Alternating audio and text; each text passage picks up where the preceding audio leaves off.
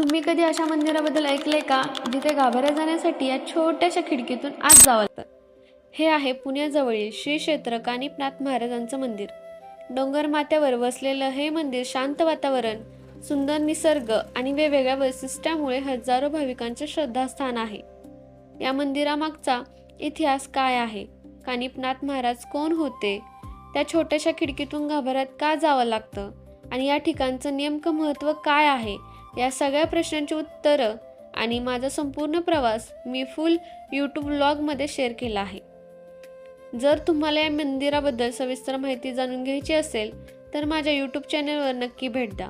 YouTube video link मी स्टोरीमध्ये share केली आहे, तिथून तुम्ही थेट जाऊन पूर्ण व्हिडिओ पाहू शकता.